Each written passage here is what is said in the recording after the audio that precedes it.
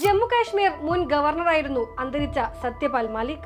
ഭാരതീയ ക്രാന്തിദൾ, ലോക്ദൾ, കോൺഗ്രസ്, ജനതാദൾ എന്നിവയിൽ പ്രവർത്തിച്ച മാലിക് 1989-90 VP സിംഗ് മന്ത്രിസഭയിൽ അംഗമായിരുന്നു.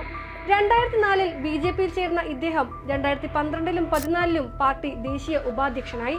പിന്നീട് 2017 മുതൽ 2022 വരെയാണ് വിവിധ സംസ്ഥാനങ്ങളിൽ ഗവർണർ ചുമതല നിർവഹിച്ചത്.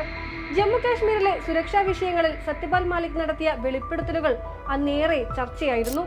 40 CRPF ജവാന്മാരുടെ മരണത്തിനിടയാക്കിയ 2019-ലെ പുൽവാമ ഭീകരാക്രമണത്തിലെ സുരക്ഷാ വീഴ്ച അദ്ദേഹം തുറന്നു പറഞ്ഞു.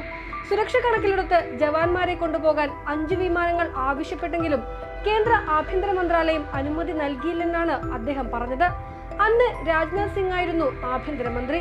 ഭീകരാക്രമണത്തിലേക്ക് നയിച്ച സുരക്ഷാ വീഴ്ച ചൂണ്ടിക്കാട്ടിയപ്പോൾ നിശബ്ദനായിരിക്കാനാണ് പ്രധാനമന്ത്രി നരേന്ദ്രമോദി നിർദ്ദേശിച്ചതെന്നും മാലിക് ദി വയറിന് നൽകിയ അഭിമുഖത്തിൽ തുറന്നടിച്ചു. സംഭവത്തെ തിരഞ്ഞെടുപ്പിൽ ഉപയോഗിക്കാനാണ് അവരുടെ ലക്ഷ്യമെന്ന് പിന്നീട് മനസ്സിലായെന്നും അദ്ദേഹം പറഞ്ഞിരുന്നു. ഗവർണറായിരിക്കെ കർഷക സമരകാലത്ത് മോദിക്കെതിരെ മാലിക് കടുത്ത ആരോപണങ്ങൾ ഉന്നയിച്ച രംഗത്തെത്തിയിരുന്നു. ഗോവയിലെ BJP സർക്കാരിനെതിരെയും അദ്ദേഹം അഴിമതി ആരോപണം ഉന്നയിച്ചു. ഇതിനിടെ മോദി സർക്കാർ CBIയെ ഉപയോഗിച്ച് തന്നെ കള്ളക്കേസിൽ കൊടുക്കാൻ ശ്രമിക്കുകയാണെന്നും അദ്ദേഹം ആരോപിച്ചിരുന്നു.